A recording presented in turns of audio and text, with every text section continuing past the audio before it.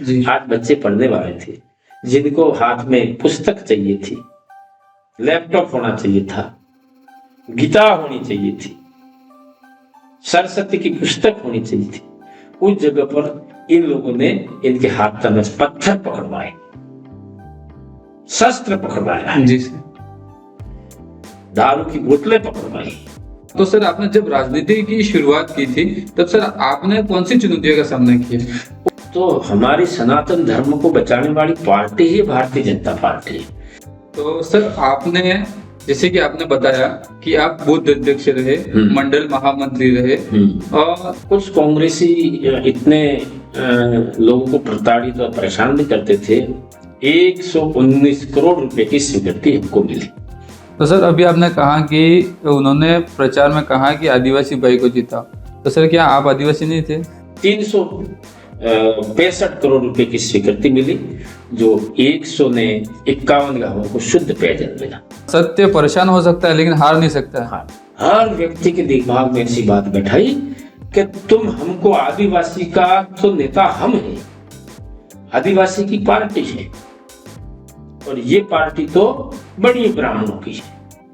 तो जनता से आपके गहरे जुड़ाव की चर्चा अक्सर होती रहती है, यह जुड़ाव आप कैसे बनाए रखते हैं? इन बदमाशों का मैं उनको कह सकता, तुम तो बदमाश ही हो, तुम तो देशद्रोही हो, राष्ट्र के अंदर हमारी समरसता का भाव बिगाड़ने वाले लोग तुम लोग हो। अब ये क्या कहते हैं, जितने लोग यहाँ पर जनजाति के सिवा कोई रहना नहीं चाहिए टीएसपी में, यूं करके हमारे लोगों को भड़काया और भड़काने के बाद उनको कहा, क्या बताऊं मैं आपको, आज इस चैनल के माध्यम से मेरा जितना आदिवासी भाई है उससे कहना चाहता हूं, आपके सामने इन्होंने ये बात रखी कि यदि हम जीत जाएंगे 8वीं से लगा करके जितने पढ़े लिखे बच्चे हैं, चाहे बीए, एमए, एसटीसी जो भी कर रखा है, सीनियर हो, सबको हम नौकरियां दिला दें। हमने कभी 1 रुपया इस हथेली पर, मुझे 13 महीने काम किया है तो मुझे दे दे, नहीं। हमारी भारतीय जनता पार्टी बड़ी ईमानदारी है, धर्म के प्रति आस्था नहीं रखता है, वो नरक में जाएगा, इसलिए उस नरक से बच जाओ, मेरा तो एक ही संदेश है। नमस्कार, मैं हूं संदीप कुमार जोशी और आप देख रहे हैं द संदीप शो। आज हमारे साथ उपस्थित हैं आसपुर विधानसभा के पूर्व विधायक महोदय, जो 2013 से 2023 तक जिनका कार्यकाल रहा, और लोगों के सामने जब इनकी बात करते हैं तब एक ही बात आती है कि विधायक महोदय की सहजता और सरलता इतनी है कि उनके बारे में हमारे पास शब्द नहीं होते हैं।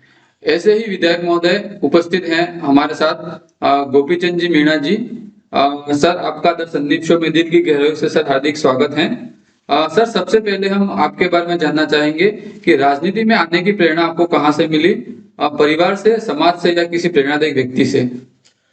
जय गुरु महाराज, राम राम। मैं संदीप शो को, इस चैनल को बहुत बहुत धन्यवाद देता हूँ। आपने मुझे इस प्रकार से चैनल के सामने बोलने का मौका दिया।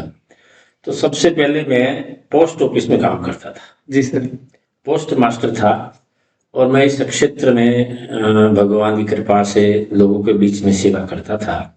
इसके बाद में क्या होता है कि हमारे यहाँ पर एक शंभू सिंह जी, मान सिंह जी दोनों करके राजपूत समाज के थे और हम यहाँ से हमेशा साथ में रहते थे और वो धार्मिक प्रवृत्ति के व्यक्ति थे जो स्वामीनारायण मंदिर से जुड़े हुए थे। जी। तो मेरे को इन्होंने ले जा करके वहाँ स्वामीनारायण मंदिर में दर्शन कराए और उस मंदिर से मैं जुड़ा। इसके बाद में इन्होंने कहा, गोपी जी आप एक राजनीति करना चाहते हैं तो ठीक है, लेकिन फिर भी हमको राजनीति नहीं करे कोई बात नहीं, लेकिन आपको जिस पार्टी के अंदर रहना चाहिए उसमें रहना चाहिए। तो उस टाइम में हमारे सभी लोग इधर कांग्रेस विचारधारा से थे। जी बिल्कुल। और मैंने कभी वोट कांग्रेस को नहीं दिया। मैं शुरू से, पहले क्या था, 21 साल की उम्र में वोटिंग होती, तो मैं 21 साल का हुआ नहीं था, मैं 18 साल का, 19-20 साल का था। तो उस टाइम फिर इन्होंने कहा कि आपको हमारी पार्टी में आना चाहिए। जी। तो मैंने कहा चलो भाई, मैं एक आधी बार कभी आपके साथ में आऊंगा, देखूंगा। उस टाइम में अटल बिहारी वाजपेयी जी उदयपुर आए थे। जी। बहुत बड़ा कार्यक्रम था और उस टाइम में गुलाब चंद जी कटारिया भाई साहब जो थे वो सांसद के चुनाव लड़ रहे थे। जी तो उस कार्यक्रम में मैं गया था, तो वहां पर अटल जी के शब्दों से और गुलाब चंद जी कटारिया भाई साहब ने जो बातें कही थी, और हमारे यहाँ गामड़ी ठाकुर साहब थे, नरपत सिंह जी, और उन लोगों से मैं जुड़ा। हमारे शंकर लाल जी करके यहाँ सेठ साहब हैं रीछा के, हमारे नाथिया जी करके यहाँ सरपंच साहब थे, इन सबसे मेरा मिलना होता है। जी जी जी। फिर इन्होंने कहा आपको हमारी पार्टी में रहना चाहिए। मैंने कहा चलो हम आपके साथ हैं। उस समय से मेरा राजनीतिक जीवन शुरू हुआ, और शुरू होता तो मुझे यहाँ पर हमारे शंकर सिंह जी सोलंकी साहब थे, दौलत सिंह जी राठौर साहब थे, जी जो दोनों स्वर्गवास हो गए, और हमारे यहाँ पर गजेंद्र सिंह जी चौहान करके बंदकोड़ा के हैं, आज भी कई बार वही पद पर रहे हैं। इन सब ने मुझे कहीं न कहीं इस पार्टी के अंदर मौका दिया, मुझे बूथ अध्यक्ष बनाया। बूथ अध्यक्ष के बाद में फिर मुझे यहाँ पर इन्होंने मंडल का महामंत्री बनाया, इसके बाद में मुझे प्रदेश प्रतिनिधि बनाया, इसके बाद में मुझे इन्होंने भारतीय जनता पार्टी के अंदर जिला उपाध्यक्ष का दायित्व सौंपा। मैं मतलब निरंतर इनके नेतृत्व में काम करता रहा जी सर। और करता रहा। तो उस टाइम तो यहाँ पर कुछ भी नहीं था जब मैं इस पार्टी में ज्वाइनिंग ली थी। इसके बाद में हम लोगों ने सबने मिल करके हमारे यहाँ भाई भीमराज जी करके चुनाव लड़ाए थे 2013 में। जी तो मैं 90 के अंदर इस पार्टी से जुड़ा, 1990। हाँ, और उस समय से हम बिल्कुल लगे रहे, पूरे क्षेत्र के अंदर ये वातावरण बनवाया, और प्रेरणा ज्यादातर गुलाब चंद कटारिया की रही, उनका हमेशा आशीर्वाद मिलता रहा। और हम लोग जो कहीं न कहीं युवा को जोड़ते रहे, हमारे लोगों के बीच में जाते रहे। हमने ये कहा कि देखो, यदि हम सब सनातनी हैं, हम सनातन धर्म को मानते हैं, तो हमारी सनातन धर्म को बचाने वाली पार्टी ही भारतीय जनता पार्टी है, क्योंकि उसके अंदर सभी धर्म को मानने वाले लोग रहते हैं, वो किसी भी धर्म का बहिष्कार नहीं करती है। तो हम तो सनातनी हैं, हम हिंदू राष्ट्र के अंदर रहते हैं, हिंदुस्तान में रहते हैं, तो हम लोगों को हमारी इस पार्टी में रहना चाहिए। तो हमारे यहाँ कई लोग भक्त हैं, और भक्ति लाइन में हमारे देवापुरी महाराज जो थे या पारडाइटी वार में, वो देवापुरी महाराज के इस क्षेत्र में बहुत भक्त हैं, और वो एक जिले नहीं, कम से कम 3 से 4 जिलों के लोग देवापुरी महाराज को मानते थे। अच्छा। और वो सब धार्मिक प्रवृत्ति से जुड़े हुए थे। इधर उस टाइम में महाराजी महाराज का आशीर्वाद हमारे क्षेत्र के सब लोगों के ऊपर था। जी तो भक्त जो थे वो सब भक्ति लाइन से जुड़े हुए थे। जी। हम लोगों ने ये प्रचार प्रसार शुरू किया, हम सबको जितना ये मांस मदिरा पान होता है, नशा करते हैं, इन सब से हमको मुक्त रहना चाहिए। जी। और वो प्रचार पूरे क्षेत्र में चला, सब लोग अच्छी लाइन पर आए, और उन सब ने मिल करके हमारे भीमराज जी को जिताया। मात्र 59 वोटों से भाई भीमराज जीता था देश आजादी के बाद में। इसके बाद में भीमराज जी 2 बार और भी चुनाव लड़े, लेकिन हम यहाँ पर वापस हम भाजपा को नहीं जीता पाए। कोई बात नहीं, हमारे राया जी करके मेरे साथ थे, वो सीधे साधे आदमी थे, वो लगातार 2-3 बार एमएलए बने। इसके बाद में मुझे भारतीय जनता पार्टी ने कहीं न कहीं योग्य समझा, या क्या समझा वो तो मैं नहीं कहूंगा, लेकिन मुझे टिकट 2013 में मिला। 2013 जी। अब 2013 में टिकट मिलता है, तो मैं क्या था, पूरे क्षेत्र में घूमता भी था। मैंने जितने लोगों के जो छोटे छोटे काम किए, कोई पेंशन है, कोई किसी की छोटी मोटी समस्या है, बड़े ईमानदारी से भारतीय जनता पार्टी के काम को हमने चलाया। चुनावों के अंदर जब भी पार्टी मौका देती, भाई ये काम करिए, तो मैं बड़ी रुचि से करता था। तो ये कहीं न कहीं भगवान की कृपा रही, भारतीय जनता पार्टी के हमारे पदाधिकारियों का, उच्च अधिकारियों का नेतृत्व रहा, तो मैं जीत गया। जीतने के बाद मैं 10 साल तक सेवा जनता के बीच में देता रहा, और जो नहीं हो सकता था वो परमपिता परमेश्वर की कृपा से हमारे देवापुरी महाराज संत महाजी महाराज का आशीर्वाद मिलता रहा।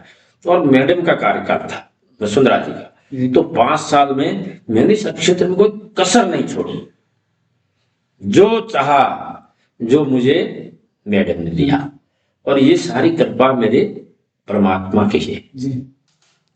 तो सर आपने, जैसे कि आपने बताया कि आप बूथ अध्यक्ष रहे, मंडल महामंत्री रहे, तो सर आपने जब राजनीति की शुरुआत की थी, तब सर आपने कौन सी चुनौतियों का सामना किया? उस टाइम में क्या था सर, कांग्रेस का बहुत प्रभाव था, दबदबा था, कुछ कांग्रेसी इतने लोगों को प्रताड़ित और परेशान भी करते थे, उनसे नहीं जुड़ते, लेकिन मुझे कांग्रेसी ने कभी मेरे सामने नहीं आए, ये मैं कह सकता हूँ। मेरा उनसे भी अच्छा तालमेल था, लेकिन जनता उनसे त्रस्त थी, विकास कुछ भी नहीं होता था, कह देते थे लेकिन काम होता नहीं था। तो हमने लोगों के बीच में ये कहीं के संघर्ष करते रहे, और संघर्ष करते करते जब मौका मिलता है ना, तो एक एक काम हमारा होता रहा। भीमराव जी के टाइम में भी हमने बहुत काम करवाए, ये आज भी हमारी जितनी सड़कें हैं, कई स्कूलें भी खोली। हमारे उस टाइम में मैं बताऊं कि क्षेत्र के लोगों को चलने का रास्ता नहीं था, एक खच्चर भी नहीं चल सकते थे, ऐसी स्थिति थी। तो ये हम सब लोगों ने संघर्ष करते रहे, और संघर्ष ऐसा हुआ कि हम बिल्कुल पूरी ताकत से लगे रहते थे। राज तो एक बार बना भाई भीमराव जी का, लेकिन हमने उस टाइम में सारे काम करा दिए जी। राठौर साहब जो आज स्वर्ग को गए, सोलंकी साहब हमारे स्वर्ग को गए, गजेंद्र सिंह जी चौहान हमारे हैं भी, रतन जी भाई पाटीदार करके हैं अपने यहाँ पहुंचपुर में, ये सब हमारी पार्टी के धुरंधर लोग थे, और हर समय बिल्कुल ताकत से लगते थे। तो हमें कहीं ज्यादा ऐसा करने की आवश्यकता नहीं पड़ी जी। सर, अभी आपने बताया कि कांग्रेस का प्रभाव था, उनका दबदबा था, और चुनावी समय में वो सिर्फ वादे किया करते थे, उन्होंने कभी अपने वादे पूरे नहीं किए। तो सर, जब आप 2013 में वसुंधरा जी के नेतृत्व में आपने विधायक का चुनाव जीते, तो आपकी मुख्य प्राथमिकताएं क्या रही, और आपने किन मुद्दों पर सबसे अधिक काम किया सर? उस टाइम में मैं बताऊं साहब, मैं जैसे पूरे क्षेत्र में घुमा भी था, पहले से मैं घूमता था, जानता भी था जी। तो पहला काम हमारा था, हमारे क्षेत्र में सोन कमला अंबा का नहर जी बिल्कुल खुर्द बुर्द हो चुकी थी, पानी जर्जर हो गया थी, तो पानी जहाँ खेतों में जाना चाहिए वहां जाता नहीं था। जितनी बढ़िया जमीन थी वो सीपेज से खत्म हो गई, और बाकी जो पतली जमीन थी वहां तक पानी पहुंचता नहीं था टेल पर। तो मेरा पहला मुद्दा ये था कि हमारे सोन कमलांबा की नहर जो है बिल्कुल नवीनीकरण होना चाहिए। तो मैं तो धन्यवाद इसलिए दूंगा, उस कार्यकाल में 119 करोड़ रुपए की स्वीकृति हमको मिली। 119 करोड़ रुपया स्वीकृत होने के बाद में स्टेप वाइज, कभी एक वर्ष में 33 करोड़ आया, फिर एक वर्ष में 66 करोड़ आया। इस प्रकार से हमारे आसपुर की नहर जो मेन कैनाल, उसको हमने शुद्धिकरण कराने का काम किया। इसके बाद में बताऊं कि हमारे इस क्षेत्र में बहुत फ्लोराइड था, जो फ्लोराइड ऐसा था जो हर व्यक्ति 30-40 साल की उम्र में वो 50-60 साल का दिखने लग जाता था।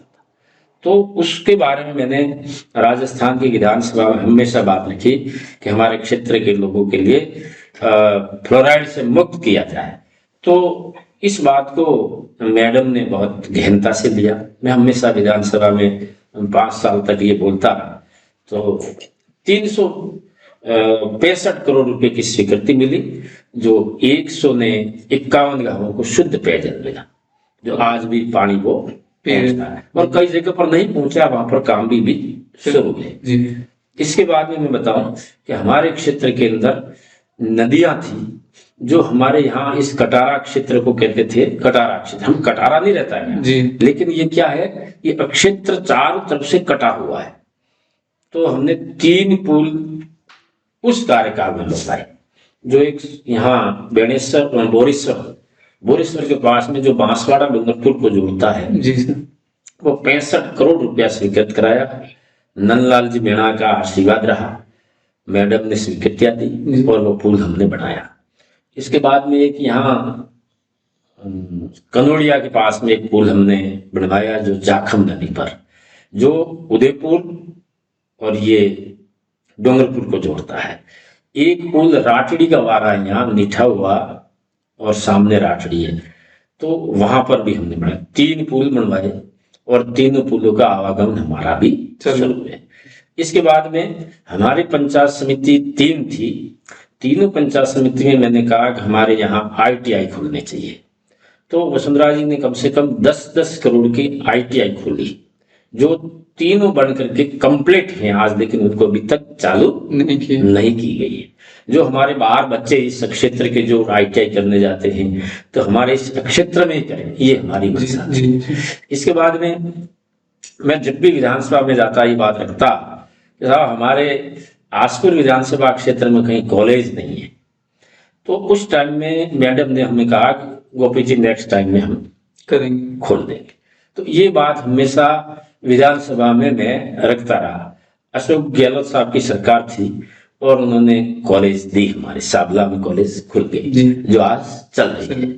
और उसके लिए अभी सरकार ने 4,30,00,000 रुपया भी दे दिया और उसके भवन निर्माण के लिए अभी वर्तमान सरकार ने हाँ अभी दिया है। जी सर। तो क्या वो भाई क्या नाम कॉलेज तो उस टाइम में खुली थी गहलोत साहब के टाइम में। जी जी और गहलोत साहब ने कॉलेज खोल दी लेकिन लास्ट जाते खोली, तो बजट तो अब देना ही था। जी बिल्कुल। तो पिछले विधानसभा बजट सत्र में हमारे 4,30,00,000 रुपया जी पास हो गया और काम भी शुरू कराएंगे। जी और रही बात मैं बताऊं कि हमारी आसपुर विधानसभा क्षेत्र में हमने एक भी मजरा, एक भी गांव, एक भी ढाणी सड़क से नहीं रहने दिया, बिल्कुल डामरीकरण से जुड़ा।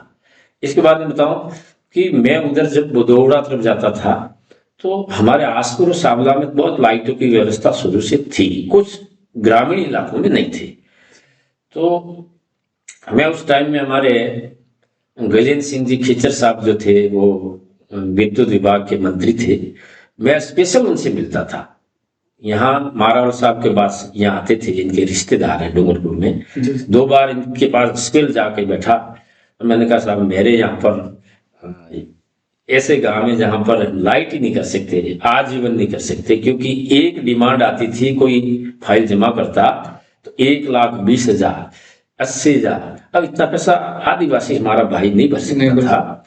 तो उन्होंने ये सारी बातें ऊपर तक पहुंचाई होंगी। तो पंडित दीनदयाल उपाध्याय ज्योति योजना चलाई और उस ज्योति योजना में 1 अरब 3 करोड़ रुपए की लाइट पूरे आसपुर विधानसभा क्षेत्र में कराई।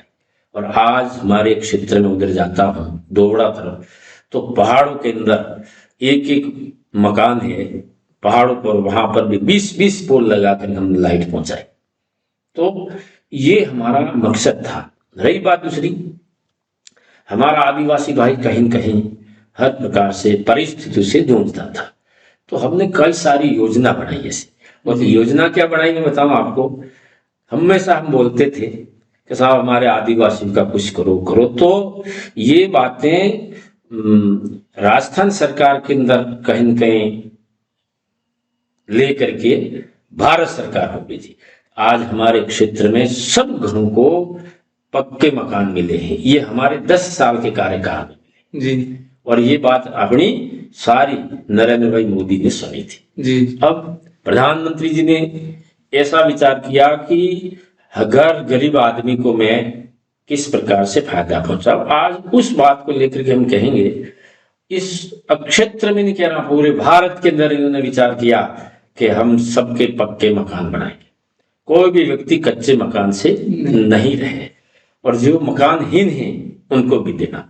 ये योजना हमारे 10 साल के कार्यकाल में बनी। इसके बाद मतलब जितने लोग वृद्ध हैं बेचारे, पहले क्या होता था कि विधवा पेंशन मिलती थी, अब वृद्धा पेंशन जो है, जिसके बारे में नरेंद्र भाई मोदी ने विचार किया कि हम कहीं न कहीं इन लोगों से बुढ़े हो जाते। जब बुढ़ा इंसान हो जाता है ना साहब, मैं आज एक बात कह रहा हूँ, बुढ़ा व्यक्ति बहुत दुखी रहता है जी, सब नहीं कह रहा हूं मैं, कुछ लोग तो बड़े रईस होते हैं जिनके अंदर करुणा है, भाव है, धर्म है, आस्था है, तो वो माता पिता की सेवा करते हैं जी। और कुछ लोग ऐसे होते हैं जो माता पिता को वृद्धावस्था में कोई देखता नहीं है। तो उसके बारे में प्रधानमंत्री जी ने ये सोचा कि हम वृद्धा पेंशन लागू करते हैं, और वृद्धा पेंशन में 55 साल की हमारी माँ और 57 साल का पुरुष, इनको आज की तारीख में 1200 रुपया उसके खाते में हर महीने आ जाता है। अब आ जाता है, आप समझ लेना, एक वृद्ध इंसान जिसके हाथ में कुछ भी नहीं है, उसके हाथ में 1200 रुपया जाता है हर महीने, तो कितना प्रसन्न होता होगा जी। तो ये 10 साल में शुरू हुआ जी, इसके पहले नहीं था। और फिर मैं बताना चाहूँ, ये पेंशन योजना जो लागू की ना, मैं तो हमेशा स्वर्गीय भैरव सिंह शेखावत साहब को धन्यवाद देता हूं। भैरव सिंह शेखावत साहब एक ऐसे व्यक्तित्व के धनी थे जो आज की तारीख में हमारे क्षेत्र के लोग उनको माने नहीं माने, लेकिन जो बुद्धिजीवी है वो तो बिल्कुल उनका एक माला जैसे कोई घूमता आता है ना भगवान की। तो मैं कहता हमारे जनजाति के लोग हैं ना, जिनको एक मणि का उसमें शेखावत साहब का लगा देना चाहिए, क्योंकि शेखावत साहब ने जो हमारे जनजाति लोगों का जो भला किया है ना, शायद देश आजादी के बाद में किसी ने सोचा होगा। क्यों मैं बताऊं आपको कि शेखावत साहब ने क्या किया, हमारे एक अंत्योदय योजना लाई। अंत्योदय योजना हमारे देश में नहीं थी, ये विदेशों में जाकर के करके आकर के इन्होंने हमारे राजस्थान में लागू की। अब राजस्थान में लागू की तो देख करके दूसरे राज्यों में भी शुरू हुआ। अब भैरव सिंह शेखावत साहब ने हमारे क्षेत्र में जब मुख्यमंत्री फर्स्ट टाइम बनते ना, आज हमारी जितनी स्कूलें बनी है ना आपकी हर पंचायत मुख्यालय में, पहले नहीं थी। ये भैरव सिंह शेखावत साहब की देन है, जिन्होंने हर पंचायत मुख्यालय पर मिडिल स्कूल की, कि गरीब का बच्चा जो है नहीं पढ़ने जा सकता तो, और उसके पास में पैसे की तंगाई रहती है। उस टाइम में आपको बताऊं, भैरव सिंह शेखावत साहब ने लगान माफ किया, काम के बदले अनाज योजना चालू की, और हमारे राजस्थान में, राजस्थान को बीमारू राज्य के रूप में माना जाता था। हमारे को यहाँ खाने को अनाज नहीं मिलता था, और अनाज के रूप में पहले क्या मिलता था, वो ज्वारी और मैलो मिलता था, और वो विदेशों से जो अमेरिका फेंक देता था वो यहाँ ला करके हमारे क्षेत्र में वो मैलो वितरण किया जाता। पर मैं धन्यवाद इसलिए देता हूं कि भैरव सिंह शेखावत साहब ने पार्लियामेंट में बात रखी कि मेरे राजस्थान में गेहूं आना चाहिए, तो उस समय से एक गेहूं का आयात होता है, इसके पहले नहीं था। नंबर 2, इन्होंने वो स्कूल, हर मिडिल स्कूल शुरू की, और वहां पर हर पंचायत मुख्यालय पर 2-2 कक्ष बनवाए, एक ऑफिस बनाया। वो पूरे हमारे टीएसपी एरिया के अंदर इन्होंने काम किया।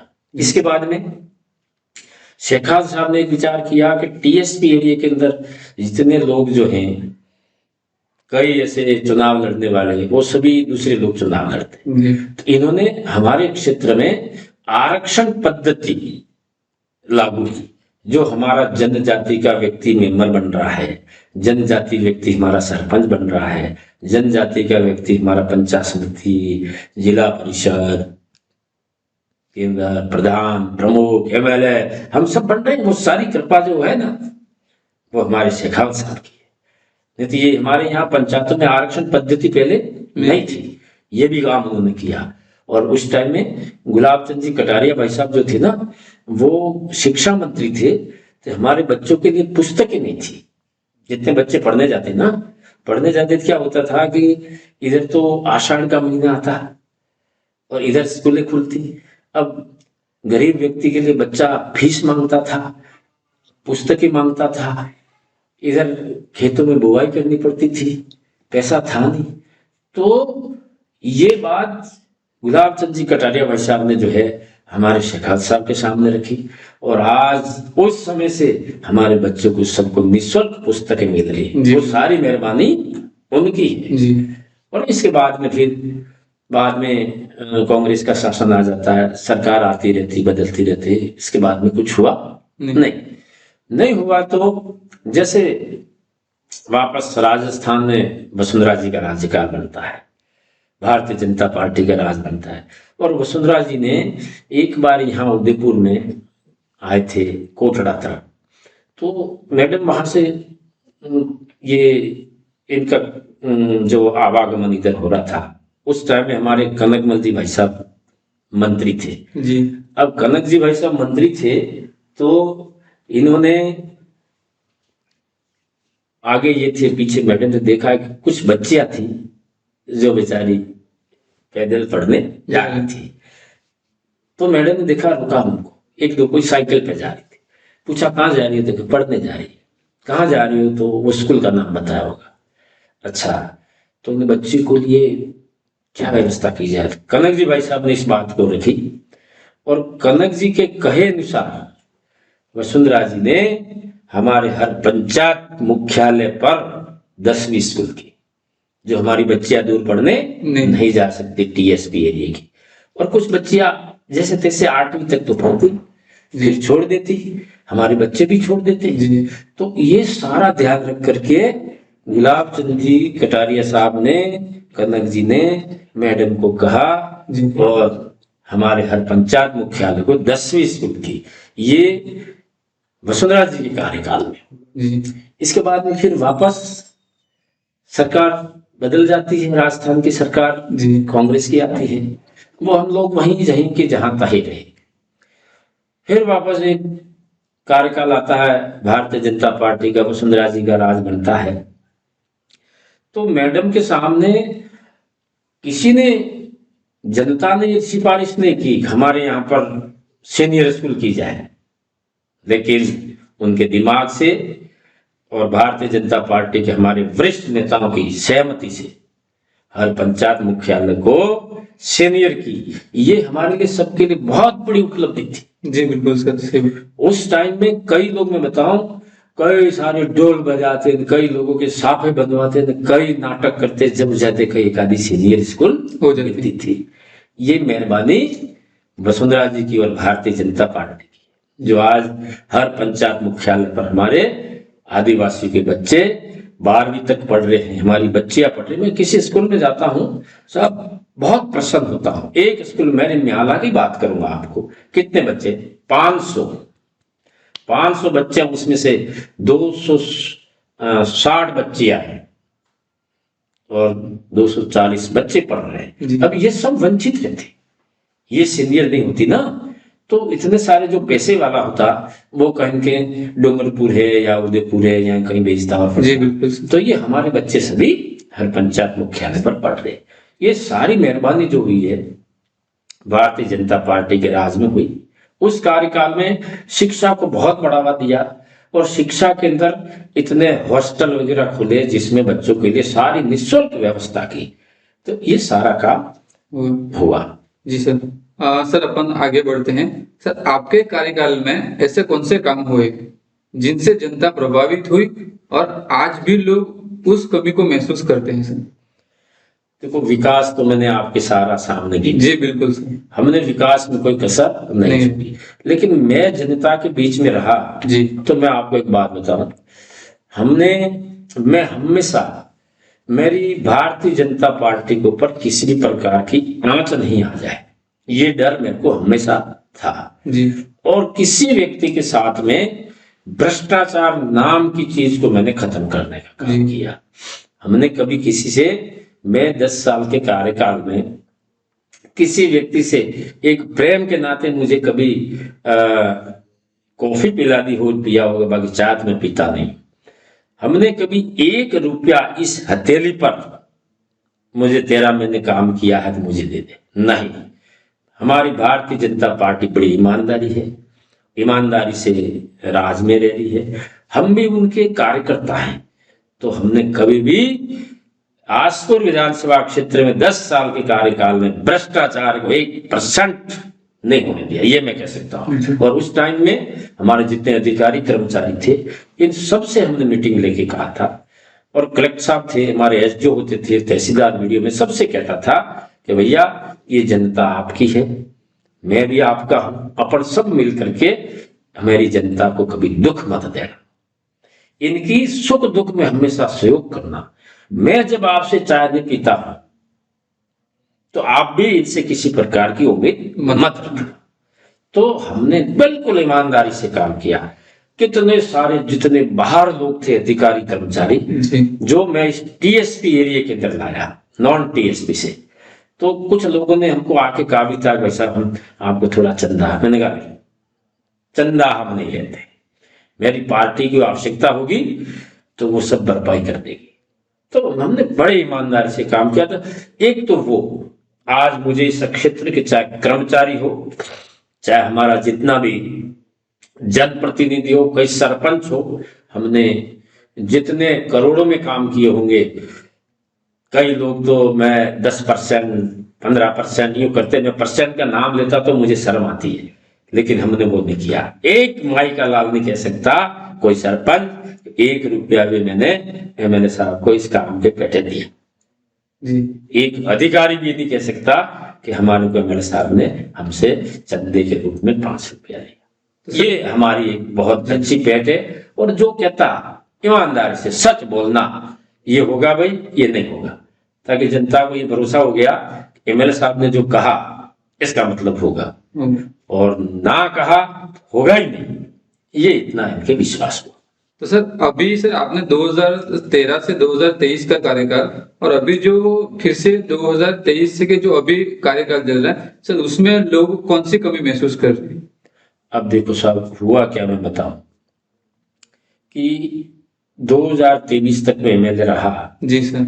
और 2023 के जब चुनाव होते हैं उस टाइम में हमारे क्षेत्र का जितना हमारा आदिवासी भाई था, जो कहीं न कहीं कुछ लोगों के भ्रामक बातें में आ गए, और वो लोग जो थे, एक दल आया ऐसा जो जिसका नाम मैं लूंगा नहीं, जो हमेशा जातिवाद करके हमारे आदिवासी भाई को एकजुट किया उसने जी। और उन्होंने हमेशा तिरस्कार करते रहे। और 2023 का कार्यकाल जो था, जिसमें मैं 5,600 वोटों से जीता था, और उसके पहले मैं 10,600 कुछ ऊपर वोटों से उस समय जीता था। 2013 में? हाँ, 2013 में आप? हाँ, 10,600 ऊपर वोटों से मैं जीता था। 2018 में 5,700 से? 5,700 जी। तो उस टाइम में क्या था कि हमारा आदिवासी भाई भी इस भ्रामक बातों में नहीं आया था। जो हमेशा जो पार्टी का वोट था हमारा बीजेपी का, वो मिलता रहा। अब होता क्या कि ये कार्यकाल आता है जिसमें एक बीच में 2 अप्रैल की घटना होती। जो घटना क्या थी, एक बार कांग्रेस ने ऐसा वहां से भ्रामक बातें करके हमारे आदिवासी भाई को भड़काया कि तुम्हारा जितना आरक्षण था वो ये भारतीय जनता पार्टी खत्म कर रही है। ये एक सिलसिला चलाया। अब फिर उन्होंने क्या किया, पूरा भारत बंद का आह्वान किया। भारत बंद का आह्वान किया तो हमारे क्षेत्र के कुछ लोग ऐसे होते हैं जो आप जानते हो, जिनके आरक्षण बंद कर रहे हैं, आरक्षण हमारा छीन रहे करके सब लोगों को भड़का करके सबको इकट्ठा करके लेके जा रहे थे। तो साबला तक पहुंचे तो वहां एसडीओ साहब, तहसीलदार जी, हमारे पुलिस के अधिकारी सब ने कहा विज्ञापन एसडीओ यहाँ है, साबला दे दो आप। तो साबला दे दो इनका। इन लोगों ने, हमारे कुछ लोग जो हट धर्मी थे, हमारे क्षेत्र में लोग सब भोले भाले बेचारे, जिनका राजनीतिक स्वार्थ सिद्ध करना था, वो लोग उनको लेके गए कहाँ, आसपुर लेके जाते हैं 2 अप्रैल को। तो वहां पर क्या होता है कि एक यहाँ हमारे एक होटल है लबाना बंजारा जी की, लच्छू भाई की, वहां का ये लोग सब खड़े थे। तो कुछ लोगों ने बीच में पथराव कर दिया। तो वो पुलिस वाले ने थोड़ा कहा होगा भाई कौन कर रहा है, क्या कर रहा है, कैसे कर रहे। तो उसके अंदर कुछ बदमाश लोग थे जिन्होंने वो ऐसा एक हिंसा भड़का दी। तो ये भड़कते क्या होता है कि फिर वहां आसपुर में सूचना मिल गई कि भाई जितने जनजाति के लोग जो है वो आ रहे हैं और तुम्हारी सारी दुकानों को जला देंगे। ये मैसेज इनको मिला, वहां मिला। तो उन लोगों ने क्या किया, फिर वहां पर कुछ लोगों का यार यहाँ इनको रोको यूं करके हमारे कुछ क्षत्रिय समाज के लोग थे और भी कुछ थे जिन्होंने उनको रोकने का प्रयास किया। तो वो रुके तो नहीं। फिर मैं व्यक्तिगत किसी का नाम नहीं लूंगा, लेकिन कुछ होंगे 2-3-4 लोग ऐसे थे जिन्होंने उनके सामने तलवारें भी निकाली और किसी एक आदमी की तलवार मार भी दी थी। ऐसा भी हुआ। तो उस समय में उस समानता मंच का एक मैटर चलता था। अब समानता मंच में ये हुआ कि जनरल एक तरफ और जनजाति के लोग एक तरफ, ऐसा है कि इन्होंने माहौल बना करके हमारे जनजाति लोगों को भड़काने का काम उन लोगों ने किया, और उन लोगों ने समानता मंच को एक तरफ करने का काम किया। मतलब 2 भाग बना दिए।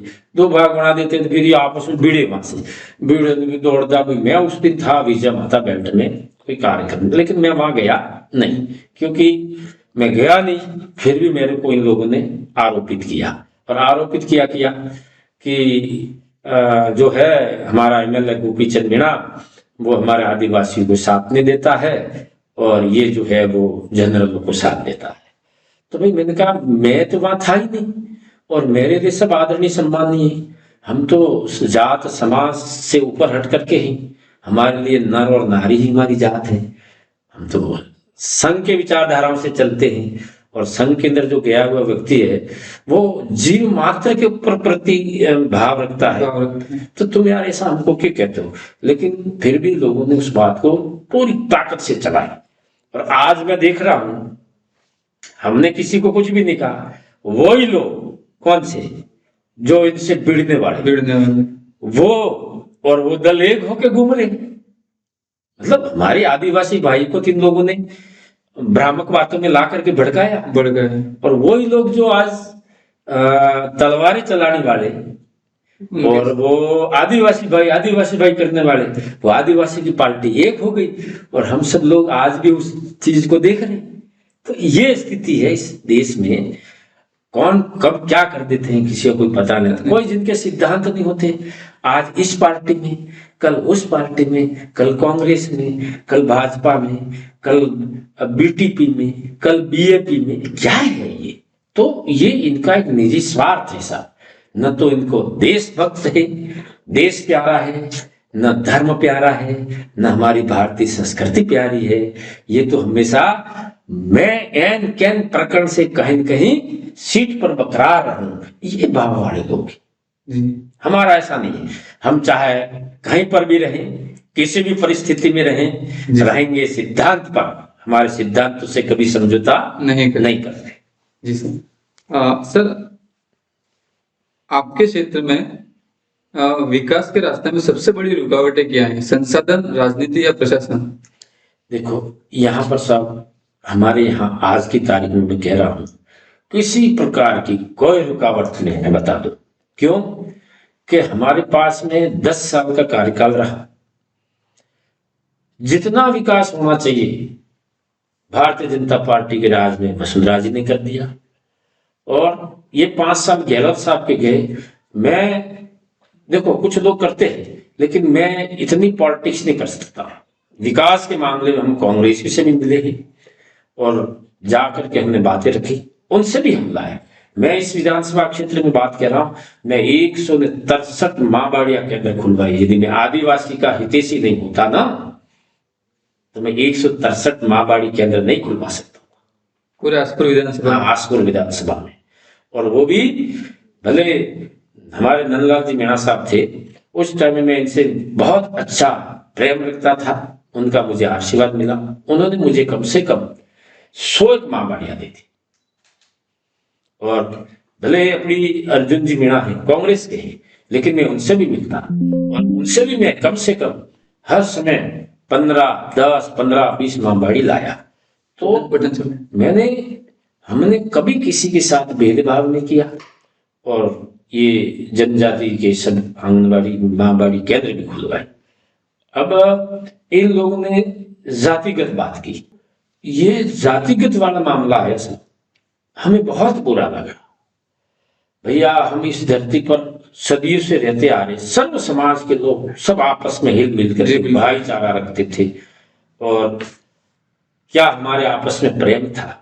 अब हमारे जितने जनजाति के भाई जो हैं, जिनको इन लोगों ने एक बहुत ऐसा आंदोलन छेड़ा, मैं बताऊं आपको, हर व्यक्ति के दिमाग में ऐसी बात बैठाई कि तुम हमको, आदिवासी का तो नेता हम हैं, आदिवासी की पार्टी है, और ये पार्टी तो बड़ी ब्राह्मणों की है।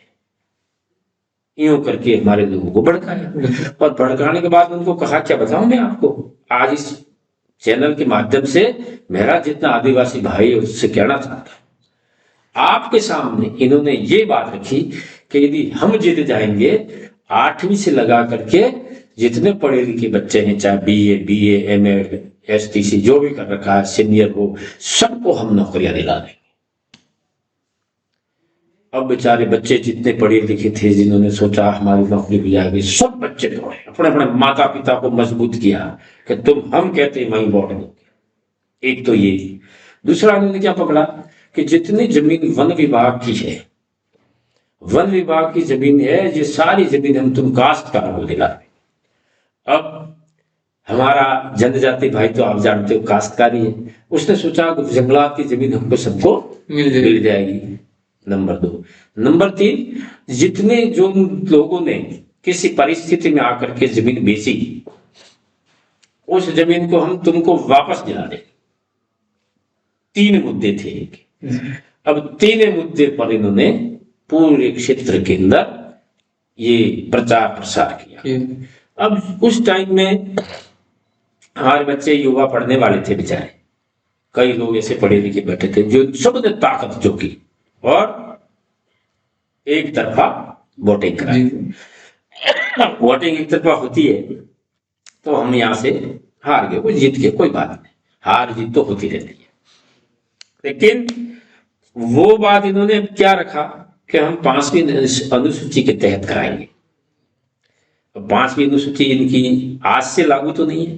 5वीं अनुसूची तो हमारे देश के जो कानून बना था उस समय से 5वीं अनुसूची है। अब उसको धरती पर फॉलो कराने का काम जो था शेखावत साहब ने किया, जो मैं गिन रहा हूँ। 5वीं अनुसूची में हम सभी जनप्रतिनिधि बने, पंचायत से लगा करके ठीक पार्लियामेंट तक। ये 5वीं अनुसूची का है। हमारे क्षेत्र में जहां जल जंगल के अंदर जितनी जमीन हमारे कब्जे थे वो हमारे सबके नाम से पट्टे पड़े, सब लोगों को दिए पट्टे जिनका कब्जा था। जल के अंदर हमारे अभी नरेंद्र भाई मोदी की कृपा से ये भी जल जीवन मिशन जो चल रहा है, घर घर को हमारे सबको पानी देने का काम किया है। हर जगह पर एनीकट बन रहे हैं, हर जगह पर कुएं खोद रहे हैं। ये सारा उसमें आता है। लेकिन इनका लक्ष्य क्या है, इन बदमाशों का? मैं उनको कह सकता हूं तुम तो बदमाश ही हो, तुम तो देशद्रोही हो। राष्ट्र के अंदर हमारी समरसता का भाव बिगाड़ने वाले लोग तुम लोग हो। अब ये क्या कहते हैं, जितने लोग यहाँ पर जनजाति के सिवा कोई रहना नहीं चाहिए टीएसपी में, इन सबको हमको तुम ऐसा करो, एक बिल प्रदेश बनाओ। क्या बनाना है? बिल प्रदेश बना दोगे तो हम इस कानून को पास कर देंगे, और पास करके जितना ये जनरल लोग जो रहते हैं इन सबको हम यहां से भगा देंगे। अब भगा देंगे तो ये कहां जाएंगे बेचारे? तो ऐसी भ्रामक बातें इनके पास में। और ये सारा कौन करा रहा है? जो समझदार है वही जानता है, बाकी सब लोग आम जन जानता नहीं है। ये सारी विदेशी ताकत है भाई, ये सारी विदेशी ताकत है। और हमारी हिंदू संस्कृति को मटिया मेल करने के लिए दूसरी समाज तो कोई जुड़ी नहीं। हमारे को तुम्हारे को आदिवासी भाई ही मिले क्या? 3600 कौम रहती है इस धरती पर, तो 3600 कौम तो एकजुट नहीं हुई, और तुम आदिवासी अकेले एकजुट होकर के हमारी भारतीय संस्कृति को आघात पहुंचाने के लिए तुमने ये काम किया। और बोले हैं, सीधे साधे हैं, लेकिन अब इनके समझ में जरूर आया कि ये झूठे लोग हैं और हमारी हिंदू संस्कृति को और इस देश को नीचा दिखाने के लिए, इस देश के अंदर विमस्तता पैदा करने का काम कर रहे हैं। ये अब समझ में आ रहा है। आज देश इस धरती पर कब से इंसान की उत्पत्ति हुई है? हम सब उस समय से चलते आ रहे, हमारे बाप दादा, अलग तो नहीं है। नहीं, आज तक किसी ने ये नहीं कहा कि हम हिंदू नहीं। 5 साल के अंदर हमारे आदिवासी भाई को भड़काऊ बात करके तुम कहने लग गए कि हम हिंदू नहीं। धर्म क्या है? ठीक है, आदिवासी धर्म, आदिवासी कोई धर्म होता है क्या? तुमने तो जात पात बांट रखी है ना, तुमने बांट रखा है। ये जैन है, ये ब्राह्मण है, ये राजपूत है, ये आदिवासी है, ये इन लोगों ने बांटा है। तो बांटा है तो वो तो जाति आ गई ना। जी सर। धर्म कोड क्या है? तुम धर्म कोड मांगने के लिए दूसरा बना दो, कौन बना देगा? धर्म ही हमारा सनातन है। सनातन धर्म के अंदर कौन सा धर्म आता है? ठीक है, तुम मानो तो मानो सनातन धर्म, नहीं मानते हो तो तुम जिधर जाओ, जिसको जाना है। स्वतंत्र देश है भारत का, मुस्लिम बन जाओ, ईसाई बन जाओ, क्रिश्चियन बन जाओ, लेकिन भारत के अंदर मत रहो। हम तो ये चाहते हैं, क्यों? कि तुम हमारे आपस में भाईचारा को खत्म करना चाहते हो, लड़ाई झगड़े टंटे कराना चाहते हो। हमने कभी मुसलमानों का भी तिरस्कार नहीं किया, ठीक है, उनका जो मान लो मान रहे। जी सर। ये सब इस चीज को इन लोगों ने, जितने लोग बेचारे सीधे साधे होते जिनको भड़काते, और आज कह रहा हूं प्रलोभन देते हैं, पैसे देते हैं धर्मांतरण का, गरीब व्यक्ति ले लेता पीछे जानता नहीं। तो ये सारी बातें अब कहीं कहीं धीरे धीरे समझ में आ रहा है और आना भी चाहिए, क्योंकि हम लोग इस धरती पर आए, भगवान अवतार लेता है यहाँ तो 10 अवतार 24 वर्ष परमात्मा इस धरती पर लेता है। संसार में देश तो 195 देश है, क्या 195 देश में किसी दूसरे देश में भगवान ने अवतार लिया क्या? नहीं दिया। सनातन धर्म को बचाने के लिए जब जब इस धरती पर पापाचार बढ़ा, हत्याचार बढ़ा, व्याभिचारी बढ़ी, इस प्रकार का समस्या आती है ना, कि भक्तों की, संतों की, साधुओं की, धर्म की रक्षा करने के लिए परमात्मा आता है। हर युग में आए, किसी न किसी रूप में छिन्न छिन्न रूप धर करके आए, लेकिन भक्तों की, साधु संतों की और धर्म की रक्षा करने के लिए आए थे। आज तुम उनके बारे में कह रहे, हमें राम को नहीं मानते। एक छोरा भी हमारे सामने आ गया लिखा हुआ, क्या हनुमान को नहीं मानते हैं? मैं गायत्री माँ का जो रथ था उसके साथ में था, और आप सब जानते हो गायत्री माँ का जो मंत्र है, उस मंत्रोच्चार करने से हमारे शरीर के अंदर शांति मिलती, पूरा विश्व मानता है। और वहां गए थे, इन लोगों ने ऐसे पढ़ाए, कुछ शिक्षकों के बच्चे थे वो, जी मास्टर साहब के, जो मास्टर को इस प्रकार से ऊपर से प्रेरित किया जा रहा है। और वो बच्चा, हम सब वहां थे, तो बोला क्या था कि महेंद्र भाई हमारे साथ में थे, गिरधर जी थे, और वो पूरा रथ था, मैं भी साथ में था।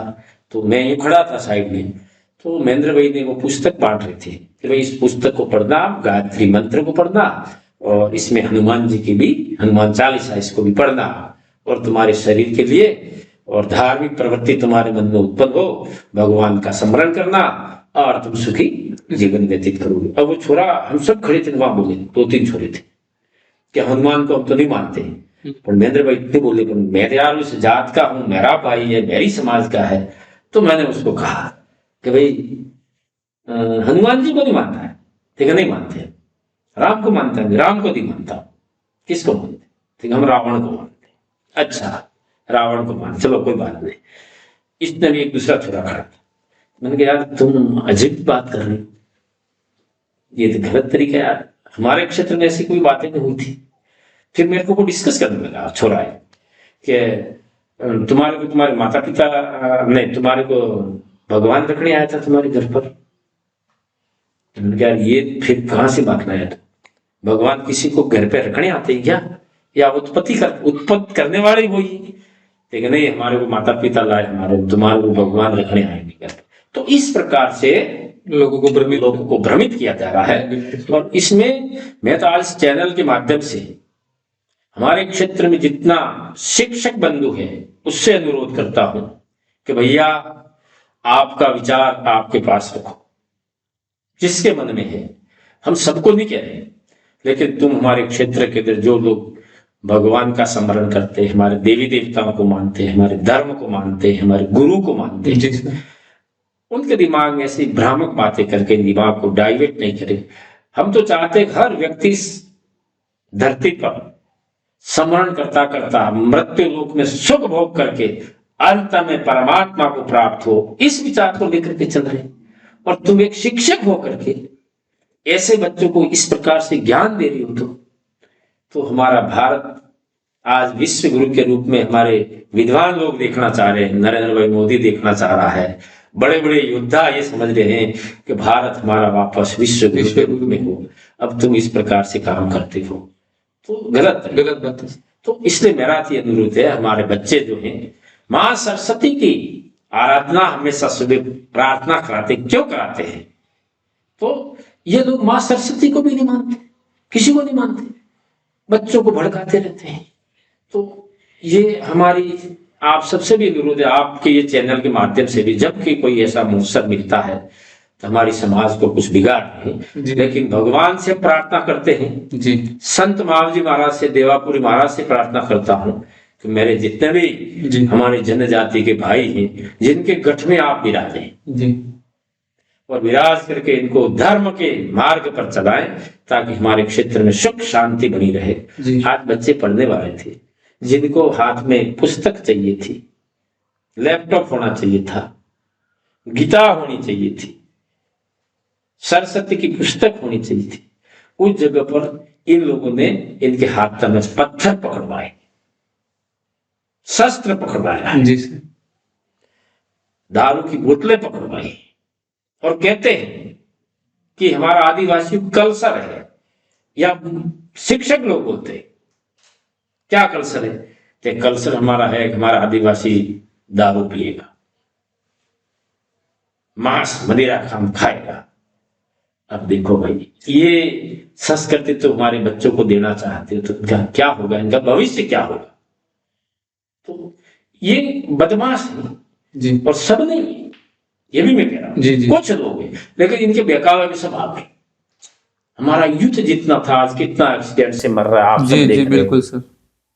हम उनसे बड़े चिंतित हैं। आप तो नशे के धुत में गाड़ी चला रहे हो, तुमको तो मरना इसलिए है कि तुम बदमाशी कर रहे हो, लेकिन वो सीधा साधा बेचारा सामने वाला जो आ रहा है उसको तुम ठोक करके मार देते हो।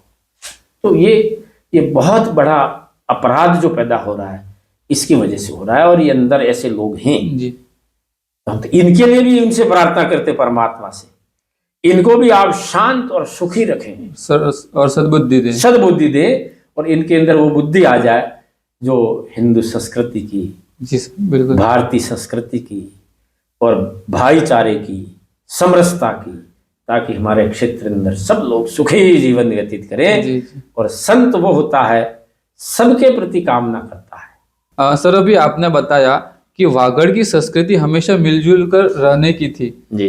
लेकिन जातिगत जो राजनीति हुई उसमें हमें किन समस्याओं का सामना करना पड़ रहा है। तो सर क्या आप मानते हैं कि सच्चा नेता वही है जो हार के बाद भी जनता के बीच बना रहे। सब देखो, ये राजनीति तो ये है कि इसलिए करनी पड़ती है, राजनीति में यदि हमारा पैर नहीं रहे, नहीं फंसे, तो सच्चे लोगों को न्याय नहीं मिलता है। राजनीति करने का हमारा मकसद यही है कि हमारी आवाज सरकार तक कौन पहुंचाए, जी इसलिए हम लोग राजनीति करते हैं। बाकी हमारा राजनीति करने का पर्पस ऐसा कोई नहीं है। हम तो सेवा के भाव से जनता के बीच में रहते। 35 साल हो गए आम पब्लिक के बीच में घूमता हूं और सबसे कहता हूं शांत रहो, शांति का फल मीठा होता है। तो संघर्ष हमको इसलिए करना पड़ता है कि बीच में ये 5 साल के अंदर ऐसी व्यवस्था पैदा हुई। जी बिल्कुल सही बात है सर। इसके पहले नहीं थी। इसके पहले तो हम सेठ साहूकारों के पास में जाके खड़े रहते थे ना। गोपीचंद मीणा जाके कहता सेठ साहब मेरे को 5,000 रुपये दे देना, मैं आपको वापस दे दूंगा। मिलता था। हमारी शादियां होती थी, ब्याह होते थे, करियावर होते थे, कोई कार्यक्रम करते थे तो हमको कोई भी उधार दे देता था। आज इन लोगों ने ऐसा ये कांड रचा है, हमको कोई उधार नहीं देता है। तो इसका कारण यही है कि हमारे बीच में जो आपस में भाव था वो कहीं कहीं घटा। और आज भी कह रहा हूं, जो ईमानदार है ना, चाहे भले किसी भी समाज का हो, चाहे आदिवासी हो, चाहे आपका एससी का हो, आज जाके साहूकारों के पास में खड़ा रहेगा तो मिलेगा उसको। उनके प्रति भाव है। जी। वो हिंदुस्तान के सब लोग मुड़ सकते हैं लेकिन सच्चा कभी मुड़ नहीं सकता। ईमानदारी उसके पास में है जी, उसको मिलेगा। क्योंकि सर सत्य परेशान हो सकता है लेकिन हार नहीं सकता है। जी बिल्कुल सही बात है सर। जनता से आपके गहरे जुड़ाव की चर्चा अक्सर होती रहती है, यह जुड़ाव आप कैसे बनाए रखते हैं सर? देखो साहब, ये है, मैं बताऊं आपको, मैं 14 साल की उम्र मैंने पढ़ाई छोड़ दी जी। उस समय से मेरे पिताजी का ऐसा व्यवहार था, मेरे घर पे हमेशा साधु संत महात्मा बहुत आते थे। ये जो पुण्य प्रताप जो मिल रहा है, जो मेरे पिताजी का ही आशीर्वाद है। तो पिताजी के पास में आपको गिनों में जितने बाबे संत महात्मा, यादव, हरिजन, कमीन, गारू, राजा, महाराजा सब आते थे। हमारा पुराना मकान उधर था जी सर। तो मैं पिताजी के साथ में 50 साल रहा। कितना? 50 साल था। उनका व्यवहार ऐसा था, कोई भी व्यक्ति पूछता आता, उनको पूरा दिन क्या करते थे, वो चाय पिलाते, गांजा पीने वाले को गांजा पिलाते, एक अफीम के छोड़े आते ना, हाँ वो पीते थे, उनको अफीम के छोड़े पिलाते, भोजन करने की व्यवस्था थी भोजन कराते, शाम के टाइम में हमेशा सत्संग, ऐसा दिन आपको नहीं मिलेगा, ठीक है किसी की डेथ हो जाती थी, ऐसी घटना घटती थी, दुख के अंदर वो भजन मंडली में रहते थे, तो पूरा हमारा घर उस समय से चलता रहा है। तो हमने तो आज तक मैं किसी से मैं उलझा नहीं होगा, ये मैं कह सकता हूँ। जी सर। आगे वाला भले मेरे से उलझ गया होगा तो मैंने हाथ जोड़ दिए होंगे, वाह भाई तू कर रहा है वो ठीक है, बाकी मैं तुमको एक शब्द नहीं कहूंगा। तो हम 2023 के चुनाव के नतीजे आपके पक्ष में नहीं रहे सर, आपके अनुसार इसकी मुख्य वजह क्या रही? मुख्य वजह यही रही साहब कि हमारी भोली भाली जनता को इन लोगों ने, जो एक नई पार्टी आई, उन नई पार्टी ने एक ही प्रचार रखा कि आदिवासी भाई एकजुट हो जाओ, और आदिवासी भाई का आदमी चुनाव लड़ रहा है और हमको तुम जिता दोगे तो मैंने पहले बताया आपको, आदिवासियों के लिए, सबके लिए, बच्चों के लिए नौकरियां दे देंगे, जंगलात की जमीन दिला देंगे, तुम्हारे जो अधूरे काम है हम सब पूरे कर देंगे। क्या अधूरा था? कुछ किया ही नहीं। अब मैं तो चलो वो तो बात आ गई, मैं तो आज भी कहता हूं मेरे आदिवासी भाई के जितने यूथ हैं जी, एक विधेयक पास करवा लें विधानसभा में जनजाति लोगों के लिए, एक ऐसा कोई, हमने तो नरेंद्र भाई मोदी के माध्यम से राजस्थान की सरकार भाजपा की ओर से 63 योजना बनाई। कितनी? 63 योजना, जन कल्याणकारी योजना, जो पूरे राजस्थान में लागू हुई, हम सबको मिली। अब ये जितने भी अभी बाप पार्टी के जीत के गए, जिनसे कहना चाहूंगा आप एक राजस्थान के विधानसभा में हमारे जनजाति भाइयों के लिए एक विधेयक पास करा लो जो हमको सीधा लाभ मिल सकता है। एक तो करो, तुम वो बोले जमीन दिला देंगे ने, नौकरी दिला देंगे ने, तुम्हारे सबके जमीन जो ले ली वो वापस दिला देंगे, वो छोड़ दो, वो तुमसे नहीं हुआ। एक कानून पास कराओ, एक कानून पास करा करके मेरे राजस्थान के जनजाति भाइयों के लिए तुम बताओ। फिर हमने ये कानून पास कराया जिससे जनजाति लोगों को ये स्पेशल फायदा मिल रहा है। बताओ ऐसा, ये सारी योजना हमारी भारत सरकार की और राजस्थान सरकार की थी, जिसकी वजह से हमारे जनजाति लोगों को फायदा मिल रहा है। एक तो करो जी। तो सर अभी आपने कहा कि उन्होंने प्रचार में कहा कि आदिवासी भाई को जीता, तो सर क्या आप आदिवासी नहीं थे? वो तो मेरे को इन्होंने यही गिना ना, मैं जो कह रहा हूं आपको, क्योंकि हमने तो ये कहा भाई हम किसी जातिगत बात नहीं कर सकते। जी जी, हमारा ध्येय, हमारा लक्ष्य है जनमानुष से लगा करके जीव मात्र हमारे लिए हम परमात्मा के रूप में देखते हैं। हर जीव के अंदर परमात्मा का वास होता है, हम किसी को नहीं ठुकरा सकते। जी सर, भले हम हार जाएं, कोई परवाह नहीं इसकी, हार भी जाएंगे तो भी हम जनता के बीच में रह करके हमारे काम हम करते रहेंगे।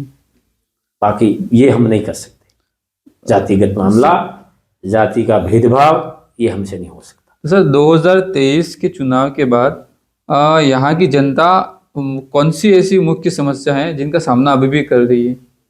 इनके लिए अभी मेरी जहां तक सोच है कि किसी भी प्रकार का इनके सामने समस्या कोई होती है छोटी मोटी, मैं तैयार हूं सदैव जी। और इनके यहाँ पर हर जगह पर हमने स्कूलें खोल दी, कॉलेज खुल गए, और आपको बताऊं हमने ये हर पंचायत समिति 3, हमने पहले एक ही थी, हमने 3 पंचायत समिति बना दी, पहले 1 तहसील थी, हमने 3 तहसील कर दी। तो मेरी विधानसभा के अंदर शुद्ध पेयजल की व्यवस्था नहीं थी, वो भी हमने कर दी। अब सबके पक्के मकान भी दे दिए। अब लेकर के एक ही बात है कि जो मेन काम मैं कहूँ वो हमारी विधानसभा में हो जाए तो हमारे सबके लिए बहुत बड़ी बात होगी। और वो क्या है, हमारे क्षेत्र में जितने भी बच्चे हमारे पढ़े लिखे जो बेचारे संघर्ष करते करते जी, जी, जी, जिनके लिए कोई बेरोजगार है, एक रोजगार उपलब्ध हो जाए। नौकरियां तो जितनी सीमित होती हैं वही मिलती है, लेकिन एक ऐसा कोई न कोई उद्योग खुल जाए। जी बिल्कुल सही बात है, जिसके अंदर हमारे 5000 बच्चे एक पाली में या 10,000 बच्चे एक पाली में चलते हैं और उनके लिए रोजगार हो जाए। जी ये एक ही काम बाकी है, बाकी पुल बन गए 130 करोड़ का, बाकी पुल बन गए 130 करोड़ का, आवागमन हमारा रुकता नहीं, नीचे लछड़ा वाला पुल बन गया। अब हमारे पुलों की कभी कमी नहीं रही, पानी हर घर को मिलने पहुंच गया। 271 करोड़ रुपया अभी स्वीकृत हो चुका है, बेणेश्वर धाम से पानी उठेगा जी तो 212 गांवों को पानी मिलेगा, जिसमें हमारा यह साबला पंचायत समिति आती है, बाकी उधर सागवाड़ा की पंचायत समिति हो गए जी हैं, बिल्कुल। कुछ इधर बांसवाड़ा डिस्ट्रिक्ट के हैं, ताकि वो कोई कमी नहीं रही। वो काम अभी शुरू होने वाला है, उसका टेंडर साल लग गया है, वो टेंडर खुलते ही काम शुरू हो जाएगा। शुद्ध पेयजल मिल गया, लाइट मिल गई, स्कूल हो गई, हॉस्पिटल खुल गए, सड़कें बन गई। अब जितना विकास होना चाहिए वो हो चुका है। अब रही बात एक ही, जो हमारा यूथ पढ़ा लिखा है उसको रोजगार मिले। उसको रोजगार मिल जी जाए, बिल्कुल। बस ताकि वो अपना रोजगार लेकर के अपना जीवन यापन कर सके। जी सर। सर 2023 के बाद आपने राजनीतिक और सामाजिक दृष्टिकोण में क्या बदलाव किए? मैं तो सब क्या है कि राजनीतिक वालों में तो यही हूँ, सुबह उठता हूँ, यहाँ पर जो आते हैं जिनकी जन सुनवाई करता हूँ, जी फिर कुछ काम काज होते तो मैं हमेशा अधिकारी से मिलता रहता हूँ, जी सर। और भाई साहब इनका ये काम है, ये काम जो वाजिब काम होता है वो मैं कराने में पूरा प्रयास करता हूँ। जी और बाकी जनता के कुछ काम ऐसे हैं जो नहीं हो सकते हैं या हमसे, मैं राजस्थान सरकार भारतीय जनता पार्टी के हमारे मुख्यमंत्री जी हैं, हमारे 2 मंत्री हैं, इधर हेमंत मीणा, हेमंत जी मीणा है। इधर बाबूलाल जी खराड़ी साहब है, इन तक बात पहुंचाते हैं तो हमारी समस्याएं रुकती नहीं है, जी सर। काम हो जाते हैं। तो और जब तक जनता यदि कोई ऐसी ज्वलंत समस्या हमसे आकर के बताती है, करने के लिए तैयार है। अभी एक दिन हमारे यहाँ पूरे क्षेत्र के कुछ लोग आए थे, ऐसा अभी नहरों का काम हमारे नहीं हुआ है और नहरों के अंदर साफ सफाई नहीं हुई है, तो आप थोड़ा हमारे नहरों को सफाई कराओ। जी बिल्कुल। तो मैंने सोम कमलाबा एक्शन साहब से बात की या इन साहब से बात की, जो भी मेरे पास में लिखे थे सारे प्रस्ताव भेजे और भेज करके उन सारे कामों की 4 करोड़ के ऊपर स्वीकृति निकली है। नहरों की साफ सफाई है, कोई नहर दौरा टूट गया है, तो मैं खुद गया हूँ, कलेक्टर साहब से मिला, सैंक्शन भी कराया। एक्शन साहब ने मुझे भेज दिया था ये काम हमने प्रस्ताव भेजा है, वो मैं वो करा के आया कलेक्टर साहब ने तुरंत फाइल मांगी और मैंने कहा साहब ये जरूरी काम है। कलेक्टर साहब ने पास भी कर दी, सैंक्शन भी हो गई। और कल से मैं देख रहा हूँ जो हमारा अभी जनप्रतिनिधि के रूप में है एमएलए विधानसभा में, जी वो बोल रहा है मैंने सैंक्शन करा दी। अब देख लो, ये इनकी सोच है, झूठ बोलना, असत्य भाषा का प्रयोग करना। अब हम तो भागने का काम करते नहीं, हम सिर्फ काम करने में विश्वास करते हैं। जी सर। तो इसलिए इन समस्या का भी समाधान हम कर रहे हैं। जी सर। सर क्या आप मानते हैं कि कभी कभी हार भी नई शुरुआत की राह बनती है? अब साहब देखो, ये तो मैं इसको आजमाऊंगा तभी कहूँगा, अभी तो मैं इसलिए नहीं कहूँगा जी सर। कि हम तो निरंतर हमारा जन सेवक हैं। भगवान जब तक हमको चलाएगा फिराएगा, हमारे शरीर में जान है, तब तक जी जनता के लिए हम खड़े रहेंगे। जी। हम चाहते हैं सर कि आप वागड़ की जनता को एक संदेश दें, तो वो क्या होगा सर? और वागड़ की जनता को संदेश तो ये मैं दे सकता हूँ कि आप सभी जितना भी जनमानुस है, आप पहला काम तो हमारे साधु संत महात्मा ऋषि मुनि गादीपति जितने धाम के संत हैं वो सब बोलते हैं, क्या कहते हैं साहब, कि पहले हमारा राष्ट्र बचना चाहिए। संतों की क्या मानसिकता देखो, संत ये कहता है कि हमारे धर्म को बचाओ, नहीं, उन्होंने क्या कहा, राष्ट्र को बचाओ, हमारा राष्ट्र बचना चाहिए। जी जी।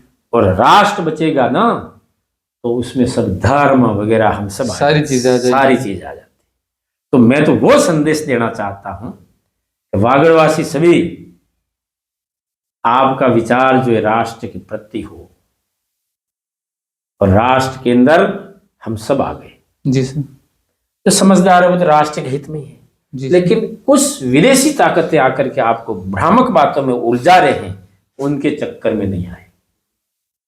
और आप सभी राष्ट्र के प्रति भाव रखें, हमारे धर्म के प्रति भाव रखें, हमारी गौ माता के प्रति भाव रखें, हमारी भारत की संस्कृति है उसके प्रति आपका भाव बना रहे, और साथ में 135 करोड़ जनता इस हिंदुस्तान की है उसके प्रति भी आपका भाव बना रहे, ताकि हम मृत्यु लोक में सुख भोगेंगे, अंत में हम परमात्मा को सवार सकते। वही जा सकता है वहां जिसके मन में करुणा हो, भाव हो, श्रद्धा हो, धर्म हो, वो व्यक्ति ही वहां जाता है। जी तो ये मेरा संदेश वागड़वासी को मिले, जी इन बदमाशों के चक्कर में आप नहीं आए। जी नहीं तो हम सब लोग जो उसको बज रहा है, स्मरण कर रहा है, वो तो जाएगा स्वर्ग में, और जो भगवान के प्रति आस्था नहीं रखता है, धर्म के प्रति आस्था नहीं रखता है, वो नरक में जाएगा। इसलिए उस नरक से बच जाओ, मेरा तो एक ही संदेश है ये जी। और ये गेड़िए वाले हमेशा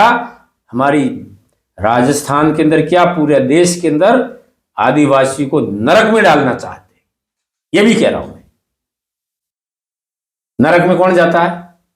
हो ही जाएगा जो धर्म के खिलाफ काम करता है, भगवान के बताए हुए रास्तों के विपरीत जाता है, वो नरक में जाता है ना। जी सर। तो परमात्मा के रास्ते बताए हुए हम सब जानते ही ना, फिर तुम क्यों उस रास्ते से भटक रहे हो?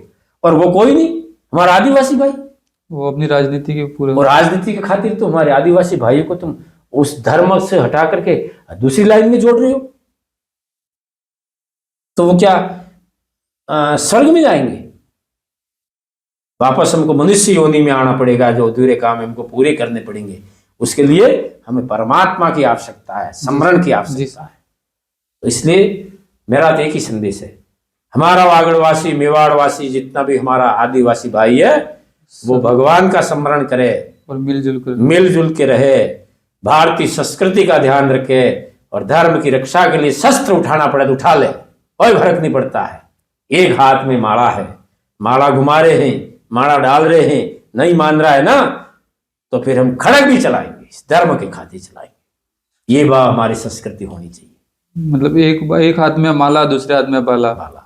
यदि समझता है तो ये माला स्वागत, जी सर। नहीं मानता है फिर ये खच्चर।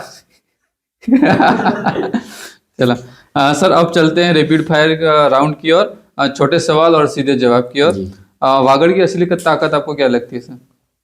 देखो, वागड़ की असली ताकत तो ये है, मैं बताऊं जी सर, कि जो बातें कभी अनजान में हो गई, वो तो हमारा वागड़वासी उस पर वापस नहीं जाएगा, मुझे पूर्ण विश्वास है जी। अब वागड़वासी हमारा बिल्कुल हर प्रकार से तैयार और तैनात रहेगा, सजग और सतर्क हो गया, जान गया, हर चीज को समझ चुका है। इसलिए वागड़ के अंदर भगवान संत महावीर महाराज अवतार लेते हैं। जहां महावीर महाराज अवतार लेता है वो कृष्ण अवतारी थे, और उन्होंने पूरे वागड़, क्या मैं कह सकता हूं, मेवाड़, वागड़, गुरु गोविंद जैसे हमारे संत पैदा हुए, देवापुरी महाराज हमारे यहाँ पारड़ा इटीवार से, सती सुरमाल, ये सब हमारे इस जात को कहीं के धर्म से जोड़ने का काम किया था। और जुड़े भक्त लोग हैं आज भी, कई ऐसे भक्त साहब किसी घर का पानी भी नहीं पीते हैं, ऐसे जो हिंसक हैं जिनके यहाँ। जी सर। तो वो कहीं के वापस हमारे संतों की प्रेरणा लेंगे जी, संतों का आशीर्वाद लेंगे। हमारे अच्युतानंद जी महाराज जो हैं, रात दिन इनको जहां बुलाते हैं वहां पहुंचते हैं, सबको आशीर्वाद देते हैं, सबको धर्म के रास्ते से जोड़ने का काम करते हैं, और गलत रास्ते हमको नहीं चलना चाहिए बताते हैं। तो हम तो उस गादी के शिष्य हैं। तो वागड़वासी तो बिगड़ नहीं सकता, मेवाड़वासी नहीं बिगड़ सकता। कुछ लोग अज्ञानी थे बेचारों को, जिनको इन लोगों ने भटकाया है। हम तो कहते हैं वापस मुख्य धारा में आकर के हम सब मिलकर काम करें, पुरानी बातों पे मिट्टी डालो और आगे बढ़ो। जी सर। वोट जाति पर या कर्म पर? देखो साहब, वोट हमेशा कर्म पर मिलना चाहिए। जी सर। जाति क्या होती है? जाति तो हम मानते ही नहीं। जात तो हमारे यहाँ इस धरती पर लोग नहीं बनाए, भगवान की यहाँ जाति थोड़ी है, जाति पाति नहीं। जी जी जी। और वोट देना चाहिए कर्म, व्यक्ति का कर्म कैसा है। जी। एक संदेश युवाओं के लिए क्या रहेगा सर आपका? एक संदेश युवाओं को तो ये कहूंगा, हमारे मेवाड़ वागड़ जितना हमारा यूथ है, युवा है, जी सर, जिन सबसे हमारा अनुरोध है कि आप सभी इस भारतीय जनता पार्टी से जुड़ें, और जुड़ करके आपकी समस्या हमारे जितने भी अपने अपने क्षेत्र में जनप्रतिनिधि हैं, हमारे एमएलए जी। हैं, प्रमुख हैं, सांसद हैं, प्रधान हैं, इनके द्वारा राजस्थान सरकार को पहुंचाएं। और राजस्थान सरकार के अंदर हमारे मुख्यमंत्री जी, हमारे कैबिनेट मंत्री जनजाति के बाबूलाल जी जी, जी। हैं, हमारे हेमंत जी मीणा हैं, इन सब के माध्यम भारत सरकार को पहुंचाएं। और ये बात जो है कि हमारे इस क्षेत्र के अंदर युवाओं के लिए, रोजगार के लिए बड़े बड़े उद्योग खुले और जी इस सर। उद्योग के अंदर हमारे बच्चे जो हैं रोजगार प्राप्त कर सकते हैं। इनका सुखी जीवन तभी हो सकता है। ये संदेश है। जी। सर, आपने अपना अमूल्य समय दिया। सर, आपकी व्यस्तता भी बहुत रहती है और सर आपने जो समय दिया इसके लिए सर हम द संदीप शो की ओर से और द संदीप शो की टीम की ओर से आपको दिल की गहराई से सर आपको बहुत बहुत धन्यवाद अर्पित करते हैं सर। चलो साहब, जय गुरु महाराज, जय गुरु महाराज सर। जय श्री राम। जय सिया राम, जय जय श्री सिया राम।